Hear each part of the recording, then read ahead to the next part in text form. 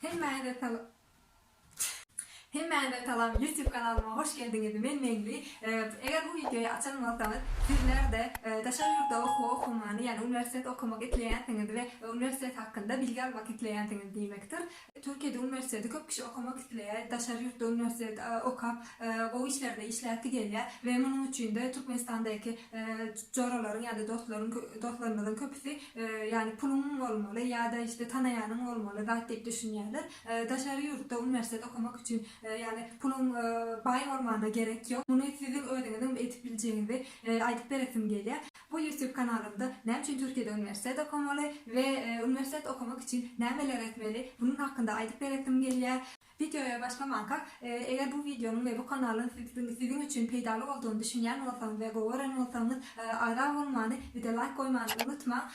Dışarıda okumak isteyen eğer dostlarınız, coralarınız, yardımcılarınız var olsa onlarla da paylaşmanı, onlara da koy vermeni yattan çıkarman, beni koldurmanı yattan çıkarman ve bunun için hemen de şu hattan köp sağolsun aytıyorum. Bugünkü videoda iki tane soru üstüne getirmeli. Bunların biri ne için Türkiye'de üniversitede okumalı, ikincisi olsa nerede üniversitede girmeli. Ne için Türkiye'de üniversitede okumalı ya da şunu yanlış faydayın. Ne için dışarı yurtta üniversitede okumalı. Yani eğer siz bilim alasınız gelen olsa üniversitede ya da dışarı yurtta kalasınız gelen olsa dışarı yurtta kariyere düşünen olsanız ve işte ya da bilim alıp öz yurdumuzda dağıtları edesiniz gelen olsa üniversite şunu dağıtları öğretiyor. Bunların yani pul kazanmaklığın kadrını öğretiyor size.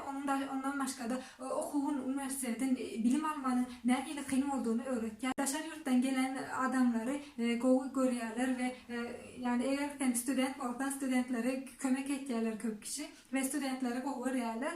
Ondan başka da adamları yani kültürası da bizim kültürümüze meyleyen yani Türkmen ve Türk dilleri de meyleyen ve 9 yıldan erkeklerden biraz Türkçe ile Türkmence dillerini karıştırıyor. Türkiye'deki 81 tane il var yani şehir diyeyin ya da vilayet diyeyin. Onlar ayrılıyor ve her ilde bir tane en az bir tane üniversite var. Mesela İstanbul'da 10 tane üniversite var olsa bunların 5 tane devlet üniversitesi ve kalanın 5 tane olsa özel üniversite deyip geçiyor. Yani özel üniversite demek spesiyal üniversiteler oluyor. O tayda töleler kımmet oluyor ve eğer sizin de gücünüz yettiğiniz olsa o tayda gidip okuyup biliyorsunuz.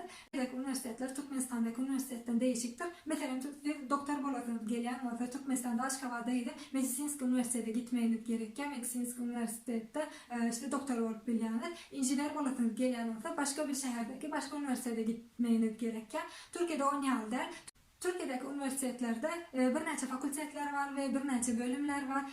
Yani bir tane üniversitenin içinde biriden fakülteler ve biriden bölümler var. Eğer doktor olasınız gelen olsa tıp fakültesinde okumanız gerekiyor. Eğer hukuk işte avukat olasınız gelen olsa da o üniversitede okumanız gerekiyor. Eğer injiner ya da management bölümü okumak isteyen olsanız hem de fakülteler ve hem de bölümler yani isteyen bütün uğurlar yani bütün fakülteler ve bütün uğurlar, bütün bölümler bir üniversitede toplanıyor, cemleniyor. Eğer siz de üniversitede okursanız gelen olsa şehrine göre ve üniversitenin ne bilim veriyenliği hakkında yani araştırmanız, okumanız gerekiyor ve ona göre öz üniversitenizi ve öz bölümünüzü isteyen, halayan bölümünüzü seçip biliyor. Ondan başka da Türkiye'deki üniversiteler 4 yıllıktır. Yani eğer siz doktor olasınız gelen olsa doktorluk bölümü 6 yıl. Eğer advokat olasınız gelen olsa yani advokat olmak için 4 yıl okumanız gerekiyor ve yani geri kalan hem bölümler 4 yıllık bölümlerdir. Kavur kişiler eğitimler yani Türk dili Türkçe eğitimini oluyor yani Türk dili sınavı oluyor ve eğer siz bu eğitimine geçip bilmeseniz 1 yıl ya da 6 ay Türkçe okumanız gerekiyor. Yani siz üniversitede girmeyken size şunu yerde eğitimini ihtiyacı. Sen Türkçe'ni biliyor musun? Ne ile bilen diye onun için eğitimin oluyor ve bu eğitiminden geçip bilmeden ya da bir yılda Türkçe okumanız gerekiyor ve sizin 4 yıllık üniversiteniz 5 yıl olup uzun olup biliyor. Ondan başka da kavur uğurlar var. Bu uğurlara girmek için olsa İngilizce eğitimine girmeniz gerekiyor. Ya eğer siz İngiliz dili eğitimine geçip bilmeseniz bir yıl İngilizce okumanız gerek yani. 4 yıllık üniversiteniz 5 yıl olup bilýär. Ondan başga da 2 yıllık bölümler vardır. Yani aydıp berdiğim yani bir tane üniversitenin içinde işte hem fakültetler ve hem uğurlar hem bölümler bolýar. Şol ýalda 2 yıllık bölümler de bolýar. 2 yıllık bölümler nämedir? Lisey diýerler Türkmenistanda. Eger siz lisey ýaly bölümler okasyňyz gelýän bolsa, 2 yıllık bölümler okasyňyz gelýän bolsa, Türkiýede bir tane üniversitede işte haýsy üniversitede seçtiňiz o yani 2 yıllık bölümlerinde okap bilýäňiz.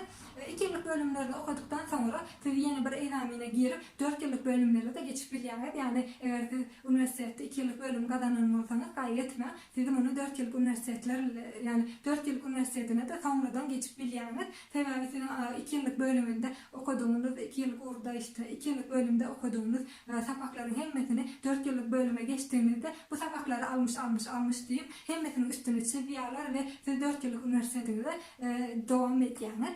Üniversiteden girip bolýar, 2 ýyl girip bolýar. Bunlaryň birincisi attestadyňyz bilen girip bilýäňiz, ikincisi eýdamin bilen girip bilýäňiz. Son wagtlarda köp üniversitetler ýa-da şunu diýip aýtyp bereyim, köp üniversitetler birinci eýdamine giren okuwçylaryň eýdaminde aldyklary bal bilen yani bölümlere yerleşdirýärler. Ondan sonra eger boş yer galsa we galan yerlere bolsa attestat bilen girmek isleýän öğrencileri, okuwçylary alýarlar.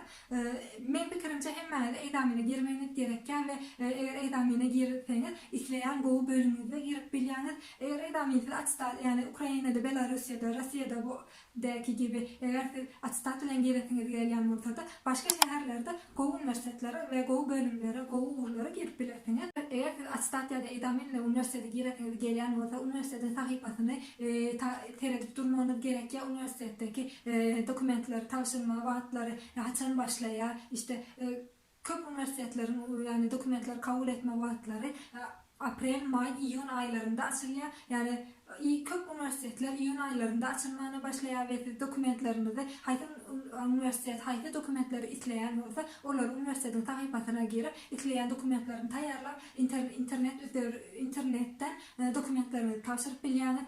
Eger Türkiýede bir uğur, bir üniversitede gadanan bolsaňyz, gadanan okuwçylaryň, gadanan taliplerin taýýarlanmasy gereken dokumentleri hemmeti ýazýar we o dokumentleri hemmesini taýýarladyktan sonra haçan açelini kabul etýär we haçan bu dokumentleri gelip tapşyrmanız gerekýän bolsa olaryň hemmesini üniversitetin sahypalary ýazýar. Eger üniversitede girmek isleýän bolsaňyz dokumentleri hemmesini internetten görüp üniversitetin özi aýdyp berýär we ulary taýýarlamanız gaty gowy bolýar. Eger siz özüňiz üniversitede girmek isleýän bolsaňyz dokumentlerini hemmesini özüňiz taýýarlasaňyz özüňiz hemmalaryň izinden özüňiz öwretsaňyz sizin için gowy bolar. Üniversitede okuduğunuz zamanda da sizin için gaty ansat bolar. Üniversitede eýdamin ile girmek için 2 tane eýdamin var. Buların biri YÖS, yabancı öğrenci sınavı diýip geçýär. Yani daşary ýurtdan gelen okuwçylaryň eýdamini şöyle geçer ve ikincisi ise SAT diye geçer. Bu SAT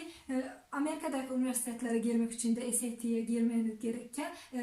Türkiye'deki üniversitelerin köpüsü de SAT eýdamininden girmiş bolsaňyz, siz isleýän urumda, isleýän bölümde girip bilýäňiz. YÖS nämedir? YÖS yabancı öğrenci sınavı diye geçer.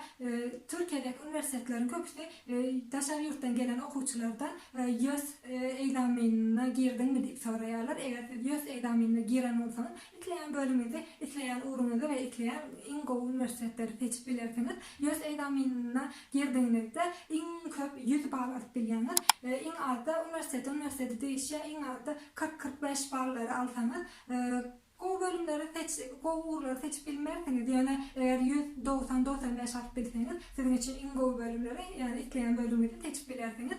İstanbul Üniversitesi'ne giren bolsaňyz we isleýän bölümüne girip bilmeseňiz, isleýän balyňyzy alyp bilmedik bolsaňyz, siz İstanbul Üniversitesi'nde okumanyz gerekýär diýen zat ýok. Eger siz islerseňiz, İstanbul Üniversitesi'nin YÖS eýdamininden aldygyňyz bal bilen başga üniversitede girip yani başka şehirdeki başka üniversitede de girip bilýäňiz. Mesela siz doktor bolatynız gelýän bolsa ve İstanbul Üniversitesi'ndeki YÖS eýdaminde doktor bağlı alan bolsaňyz ve İstanbul Üniversitesi'nde tıp fakültetine yani medisinski doktorçuluk bölümüne girip bilmän bolsaňyz siz Isparta'daki yani başka şehirdeki başka üniversiteden doktorluk bölümüne bağlanıdı ve dokumentlerini de tapşırıp bilýäňiz. O YÖS eýdamini de aldığını da bilen başka şehirdeki üniversitede girip o itleyen bölümünü de okap bilýäňiz.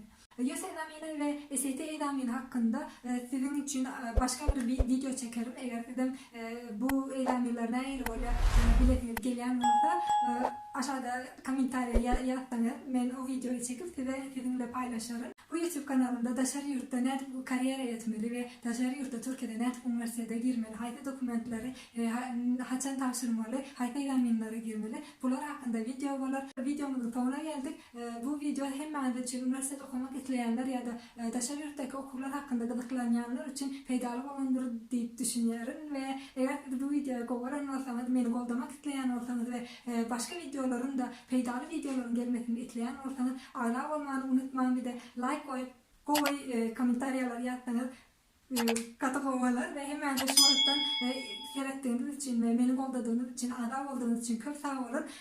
Bu video sizin için peýdaly bolandyr diýip düşünýärim. Eğer bu videonun daşary ýurtda okumak isleýänler bar bolsa, Türkiýede üniversitede gelmek isleýänler bar bolsa, onlara da goýberseňiz, onlar bilen paýlaşsaňyz gaty gowlar. Videomu seyretdiğiniz için ve adam olduğunuz için, beni goldadığınız için çok sağ olun. Indiki videoda görüşýänçe bye.